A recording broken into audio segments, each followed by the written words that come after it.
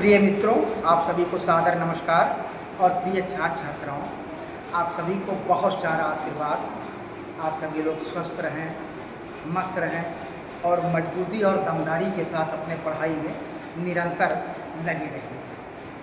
विद्यार्थियों, जब हम सभी लोग मानव भूगोल का अध्ययन करते हैं या मानव भूगोल की शाखाओं का अध्ययन करते हैं या भौतिक भूगोल में कोई खनिज कहाँ पाया जाता है इसके बारे में अध्ययन करते हैं, तो वहाँ एक शब्द बहुत महत्वपूर्ण शब्द आता है, वो है लौह अयस्क। वो है विद्यार्थियों लौह अयस्क।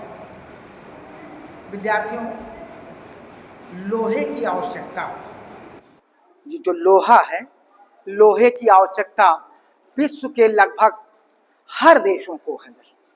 लौह की आवश्यकता संसार के हर देशों को है और किसी भी राष्ट्र के विकास में यहाँ के लौह संसाधनों का विशेष महत्व होता है, क्योंकि जब मानव अपनी अनेक प्रकार की आर्थिक क्रियाओं में जो होती हैं उनमें द्वितीयक प्रकार की क्रियाएं करता है, तो वहाँ पर लौह अयस्क की भूमिका विद्यार्थियों बहुत बढ़ जाती है। वहाँ पर लौह अयस्क की उपयोगिता बढ़ जाती है, क्योंकि उद्योगों के निर्माण, औद्योगिकरण में, विभिन्न प्रकार के यंत्रीकरण के निर्माण में कहीं न कहीं हमको लौह अयस्क की आवश्यकता पड़ती है। और विद्यार्थियों, एक बात ये भी याद रखें कि ये एक ऐसा संसाधन है, लोहा एक ऐसा रिसोर्स है जिसका हम दोबारा उपयोग में ला सकते हैं।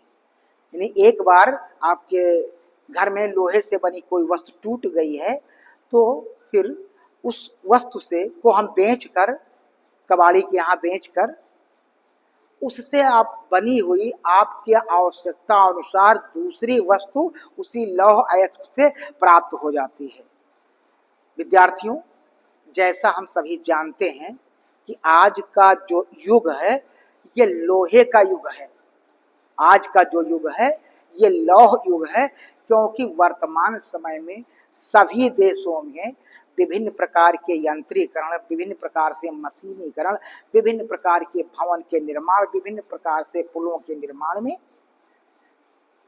हमको किसी न किसी रूप में लौह अयस्क की आवश्यकता पड़ती है। विद्यार्थियों, आधुनिक युग में लोहा इस्पात औद्योगिकरण का पर्याय बन गया है। अगर आधुनिक संदर्भ में देखा जाए तो लोहा इस्पात एक पर्याय बन गया है। लोहे का महत्व अगर देखा जाए तो लोहे का महत्व अन्य धातुओं की अपेक्षा, लौह अयस्क का महत्व अगर देखा जाए तो अन्य धातुओं की अपेक्षा इसकी मजबूती, लोहे का टिकाऊपन के कारण बहुत ज्यादा है। अर्थात विभिन्न अनुपातों में कह सकते हैं, अन्य वस्तुओं के साथ निर्मित करके इस लौह को और अधिक टिकाऊ, मजबूत तथा विशेष गुणधर्मी वाला आपकी आवश्यकता अनुसार वस्तुओं का निर्माण किया जाता है। विद्यार्थियों, अगर इस लौह अयस्क को देखा जाए, इनके प्रकारों को देखा जाए, तो इनके प्रकारों को 4 भागों में विभाजित करते हैं।